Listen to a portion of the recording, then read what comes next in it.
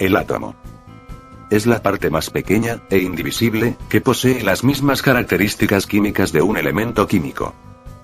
Constituido por partículas subatómicas, los protones, que se representa por la letra P, y neutrones, que se representa por la letra N, que forman el núcleo del átomo. Constituido por electrones, que se representa por la letra E, que giran a su alrededor en distintas capas, o niveles a distancias relativas extraordinariamente grandes, con respecto al tamaño del núcleo. El número de electrones de un átomo, es el mismo que el de protones, y constituye el número atómico del elemento, que se representa por Z. La suma de protones y neutrones, constituye el número másico, que se representa por la letra A. A continuación veremos el documental completo. El universo, infinitamente extenso y fascinante. Un cosmos lleno de enigmas que desde hace siglos cautiva a la humanidad. Generaciones de científicos han intentado explicar lo inconcebible. En busca del origen de la materia, se funden las barreras entre el saber científico y los modelos de pensamiento filosófico.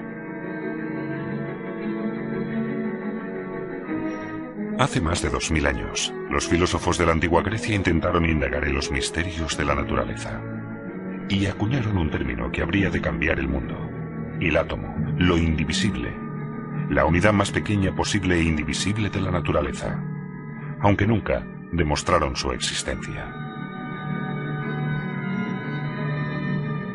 2000 años después, la observación meticulosa de la naturaleza descubrió la existencia de regularidades.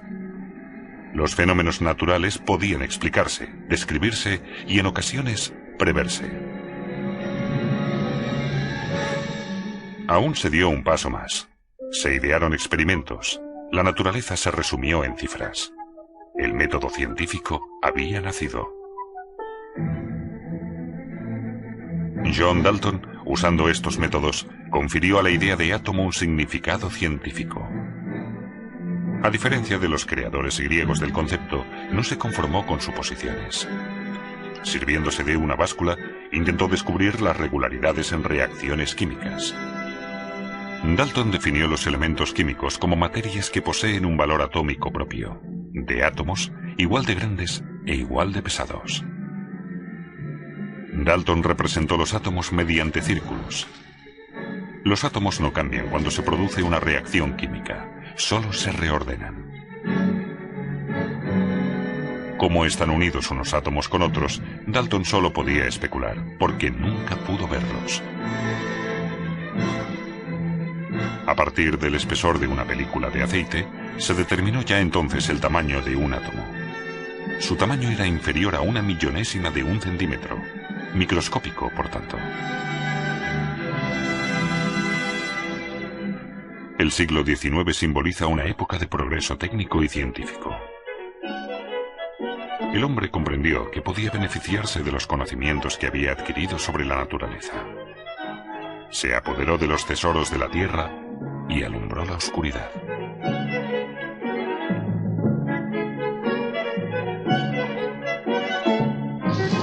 Hacia finales de siglo usó para ello la corriente eléctrica. El progreso ya no podía detenerse. Pero en el siglo XIX aún quedaba por demostrar la existencia de los átomos.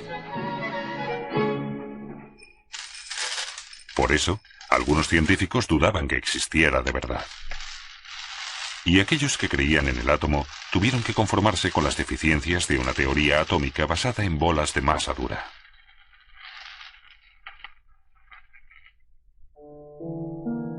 Había algunas observaciones que sencillamente no tenían explicación. ¿Qué determina la estructura de los cristales? ¿Cómo se realizan los enlaces químicos? ¿Qué da color a las cosas? Estas y otras preguntas quedaban sin responder.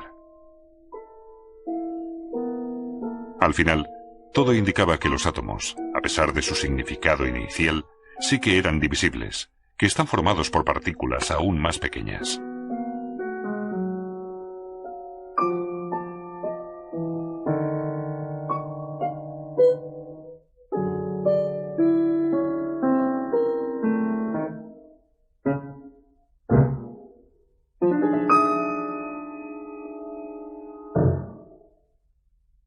En 1897, Joseph Thomson descubrió el electrón, una partícula aún más pequeña y ligera que el átomo más pequeño.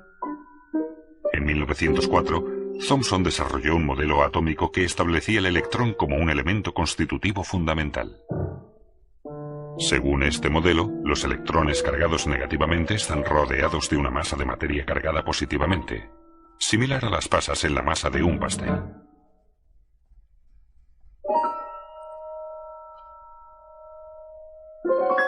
El valor científico de este modelo del pastel de pasas fue más bien insignificante, pero sirvió para tentar a los físicos a estudiar a fondo la estructura del átomo.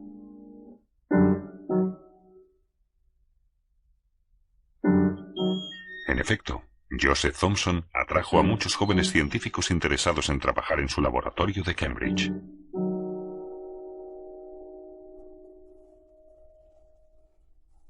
Entre ellos, el neozelandés Ernest Rutherford.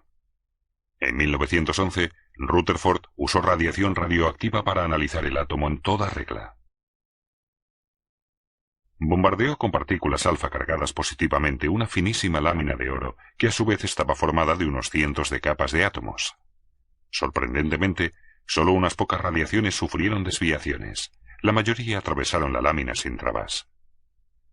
De este experimento, Rutherford dedujo que los átomos no podían ser una bola de masa, sino que la mayor parte de un átomo era espacio vacío. Solo en casos muy aislados, en los que los rayos rebotaban, parecían chocar con algo. A partir de estas observaciones, Rutherford desarrolló su modelo atómico. Así pues, casi toda la masa del átomo se concentra en un minúsculo núcleo de carga positiva que está rodeado de electrones. Para que el núcleo no atraiga los electrones de carga negativa, estos se desplazan en una órbita semejante a los planetas alrededor del Sol. No obstante, el modelo de Rutherford presentó un fallo determinante. De acuerdo con las leyes del electromagnetismo, los electrones alrededor del núcleo debían emitir energía constantemente y en consecuencia precipitarse contra el núcleo. Si fuera así, los átomos no existirían. Pero considerando que vivimos en un mundo comparativamente estable, el modelo de Rutherford debía ser falso. La idea decisiva para resolver este problema la tuvo en 1913 el físico danés y alumno de Rutherford, Niels Bohr.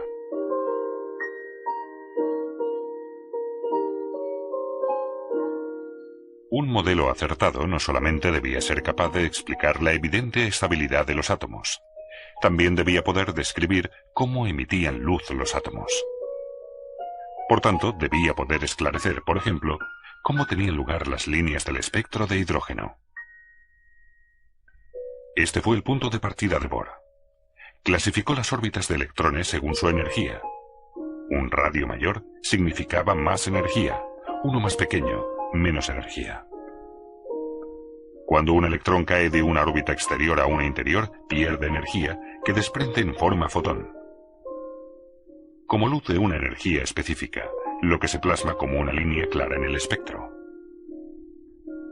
El modelo de Bohr únicamente permite que los electrones se sitúen en las órbitas más cercanas al núcleo, donde por tanto no emiten energía.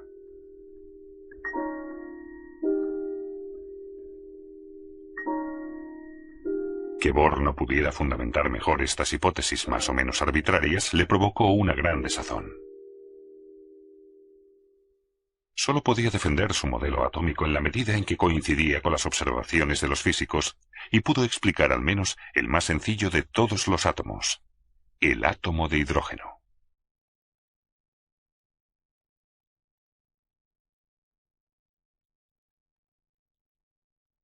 En los años 1915 y 1916, el físico muniqués Arnold Sommerfeld amplió el modelo de Bohr definiendo las órbitas de los electrones como elípticas. El conocimiento adquirido sobre la estructura del átomo permitió entender la base física de los sistemas periódicos en los elementos químicos.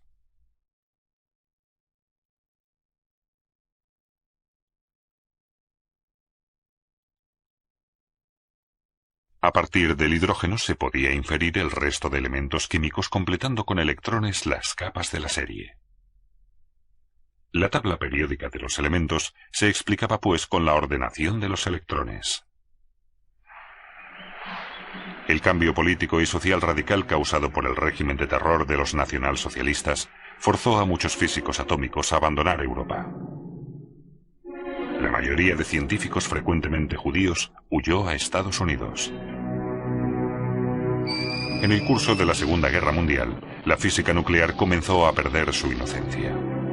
Fue Niels Bohr, defensor de las fuerzas angloamericanas, quien tomó la delantera a los alemanes en la construcción de la bomba nuclear. Del átomo pasaron a ser físicos nucleares. En una operación hercúlea, 180.000 hombres trabajaron en la construcción de la bomba atómica americana.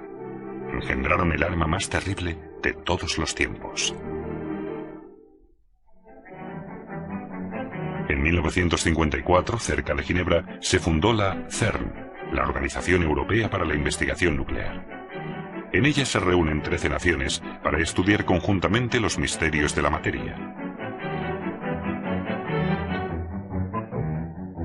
Es asombroso. Cuanto más pequeña es la materia estudiada, más caros y colosales son los experimentos. Mientras tanto, se había identificado que el núcleo del átomo también está compuesto de partículas diminutas, de protones y neutrones. Ahora, todos los esfuerzos se concentraban en buscar partículas aún más pequeñas, los últimos elementos constitutivos de la materia. En aceleradores nucleares, enormes partículas cargadas eléctricamente, electrones, protones o pequeños núcleos atómicos se aceleran a altas velocidades. A veces alcanzan casi la velocidad de la luz. Imanes gigantes mantienen las partículas en su órbita. Unas instalaciones especiales enfardan las radiaciones emitidas. Al chocar con otras partículas permiten extraer conclusiones sobre su estructura.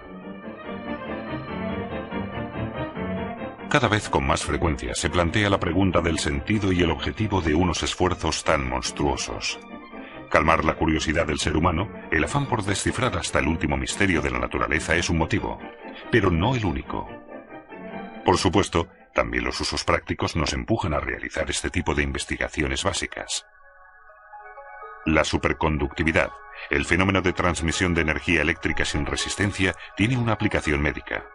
Imanes superconductores se usan en la resonancia magnética nuclear. Los rayos láser hace tiempo que salieron de los laboratorios de investigación y se instalaron en nuestra vida cotidiana. Los rayos láser emanan cuando se fuerza a los átomos a emitir su luz sincronizadamente. Quien quiera entender el fenómeno láser no tiene otro remedio que estudiar, como Niels Bohr, los contenidos energéticos de los electrones en el átomo. De la fusión líquida, un cristal puro del elemento silicio.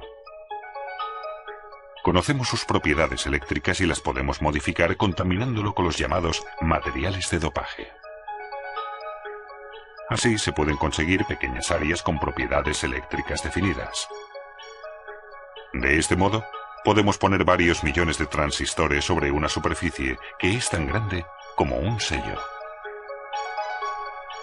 Una tecnología que ha cambiado nuestra vida y cuyos progresos futuros son imprevisibles. Las estructuras son cada vez más finas y más complejas. Simultáneamente, los aparatos son cada vez más precisos y refinados. Con agujas, cuyas puntas están compuestas de un único átomo, podemos leer superficies. Con el microscopio reticulado podemos ser espectadores de la formación de cristales. Átomo a átomo, vemos crecer el cristal. Con el mismo método incluso podemos ver los átomos. Cada una de estas elevaciones es un átomo. Que tengamos tanta confianza en los átomos, hemos de agradecérselo por último al precursor de la teoría atómica moderna, Niels Bohr.